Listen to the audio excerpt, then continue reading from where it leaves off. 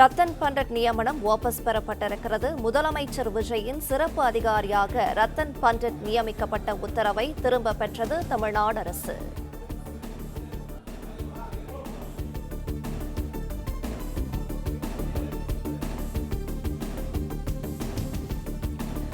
ரத்தன் பண்டட் நியமனம் வாபஸ் பெறப்பட்டிருக்கிறது. முதலமைச்சர் விஜயின் சிறப்பு அதிகாரியாக ரத்தன் பண்டட் நியமிக்கப்பட்ட உத்தரவை திரும்ப பெற்றிருக்கிறது தமிழ்நாடு அரசு.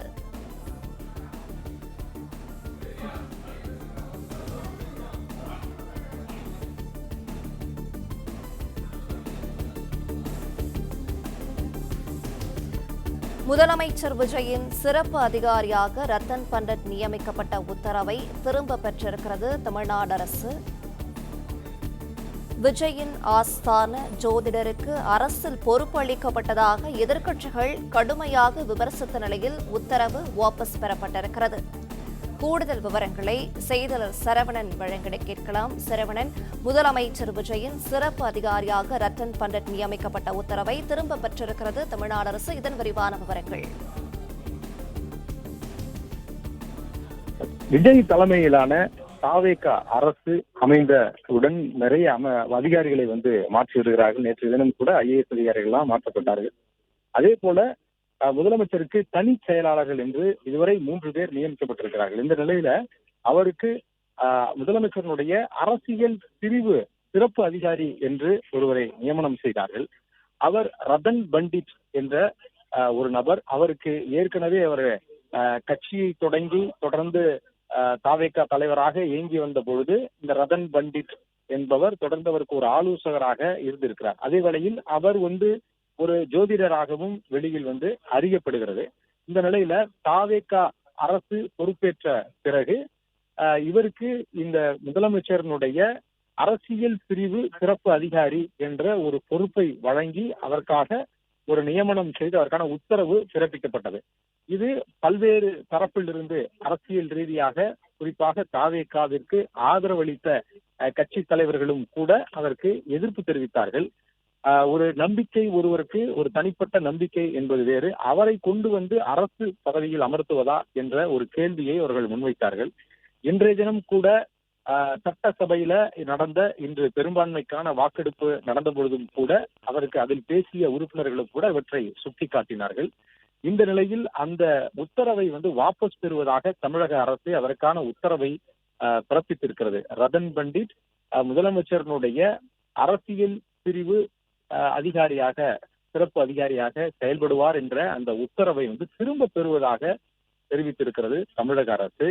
ஒரு உத்தரவை பிறப்பித்து உடனடியாக எதிர்க்கட்சிகள் விமர்சனம் செய்த நிலையில அவற்றை திரும்ப பெற்றிருக்கிறார்கள்.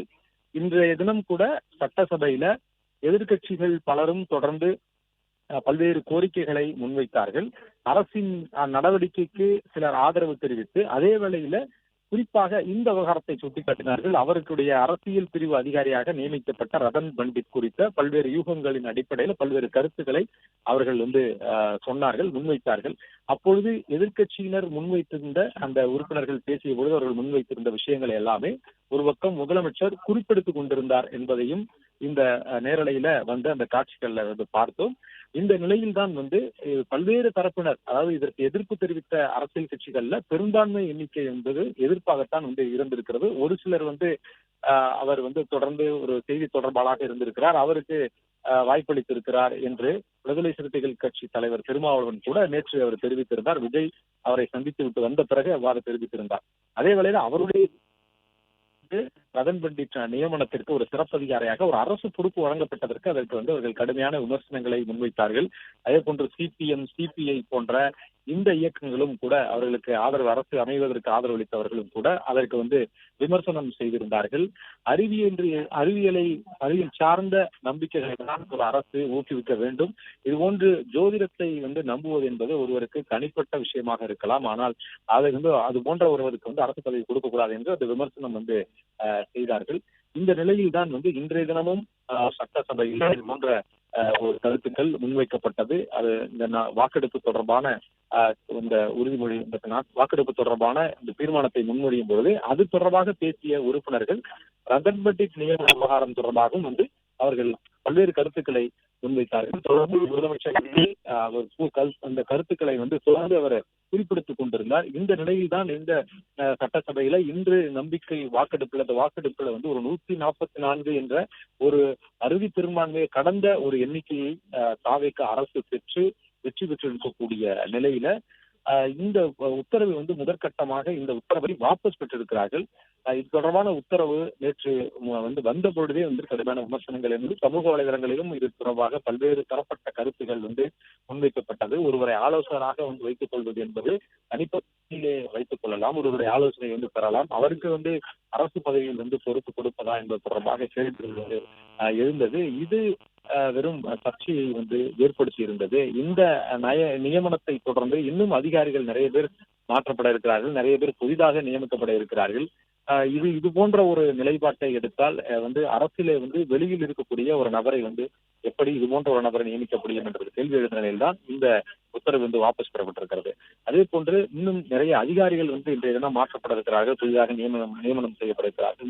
நேற்றைய தினம் கூட IAS அதிகாரிகள், முக்கியமாக நிதித்துறை செயலாளர் உதயச்சந்திரன் மாற்றப்பட்டு அவருக்கு பதிலாக சித்திக் நியமிக்கப்பட்டிருக்கிறார். முக்கியமான பொறுப்புகளுக்கு எல்லாமே IAS அதிகாரிகள் மாற்றம் செய்யப்பட்டு நேற்று நியமனம் செய்யப்பட்டார்கள். வருவாய் ஆணையராக முருகானந்தம் நியமிக்கப்பட்டிருந்தார். அதே போல முதலமைச்சருடைய தனிச் செயலாளர்கள் 3 பேர் நியமிக்கப்பட்டார்கள். அதுல செந்தில்குமார், லட்சுமி பிரியா மற்றும் அண்ணாதுரை ஆகியோர் நியமிக்கப்பட்டார்கள். இந்த நிலையில் தான் சிறப்பு அதிகாரியாக அவரு முதலமைச்சருக்கு என்று நியமிக்கப்பட்ட ரத்தன் பண்டிட் தற்பொழுது அந்த உத்தரவை வாபஸ் வாங்குவதாக தமிழக அரசு அதற்கான உத்தரவை பிறப்பித்திருக்கிறது.